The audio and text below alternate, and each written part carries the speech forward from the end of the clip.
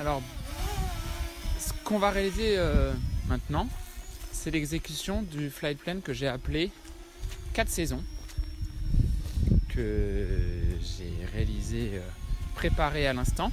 Vous avez le lien dans la description. Et on va le jouer pour la première fois. Donc là, on est à la mi-septembre, sur la fin des beaux jours. C'est la première exécution de ce flight plan. Je vais donc en profiter pour vous montrer comment est-ce qu'on charge un flight plan. Donc dans le mode de pilotage, on sélectionne flight plan. Et là, il est chargé parce que je viens de le réaliser. Mais si vous allez sur la deuxième icône en bas à gauche, flight plan, vous voyez l'ensemble de vos flight plans. Là ici, moi j'en ai qu'un seul. Je vais le sélectionner et cliquer sur ouvrir. Voilà. Donc là, on va maintenant cliquer sur play.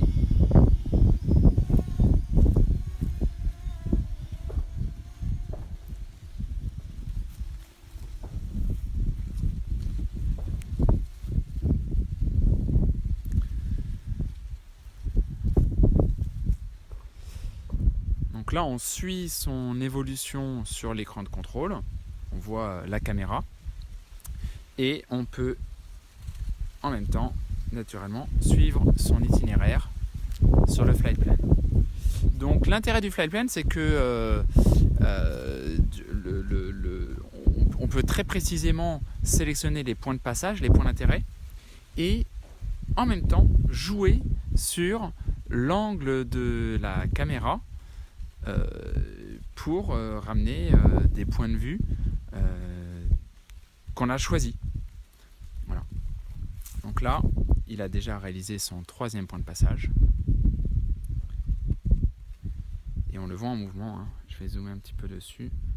Voilà.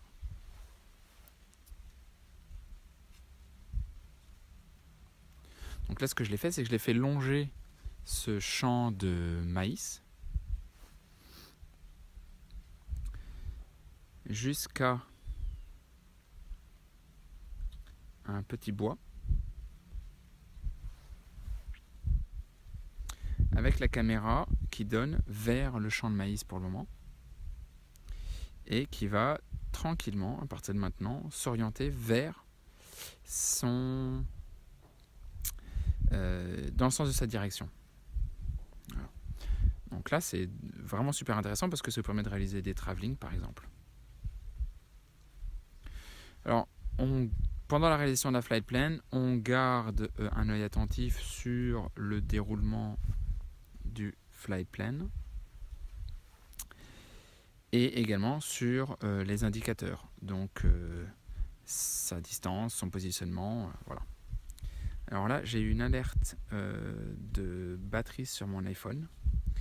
Je vais passer en mode avion pour tenter de l'économiser et permettre à mon Anafi de réaliser son flight plan en toute quiétude. Alors, je vais mettre la vue sur la carte, sur la caméra, pardon.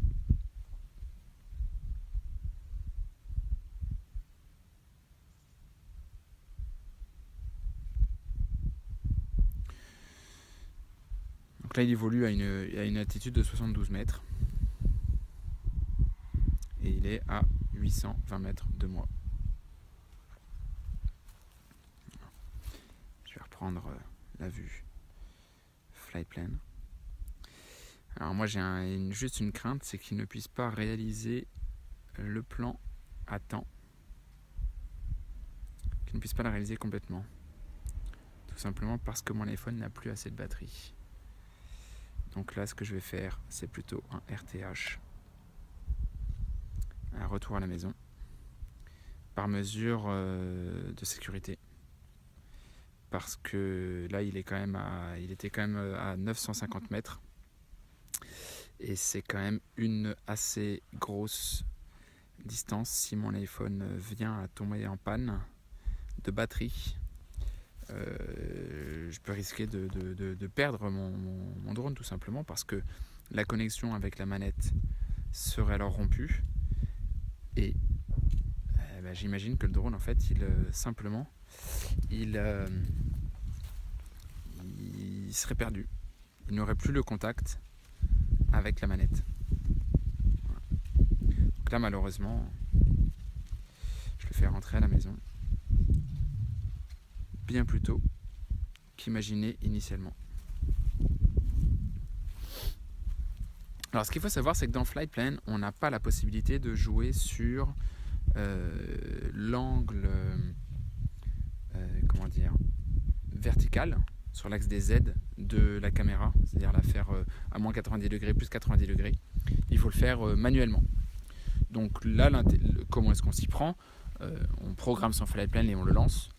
Puis on passe en mode vue de la caméra. Et on joue à la main sur l'angle de la caméra.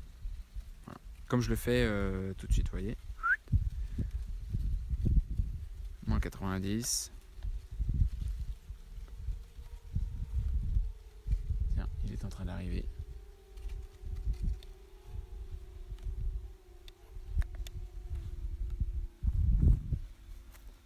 Voilà, il s'est positionné au-dessus de moi. Et il va atterrir. Je vais faire un stop RTH pour pouvoir commander moi-même sa descente. Alors là, je vous avoue que je suis assez frustré par l'autonomie de ma batterie iPhone qui ne m'a pas permis de réaliser mon Flightplane dans de bonnes conditions. Je suis assez dégoûté finalement de tomber en panne de batterie, mais non pas de batterie de mon drone.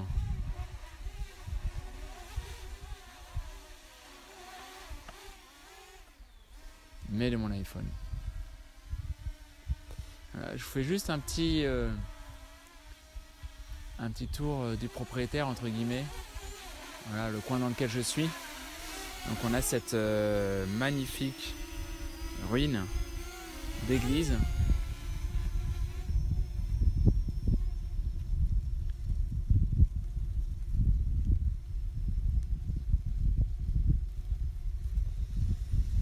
Et là, ça permet des prises de vue vraiment très sympathiques.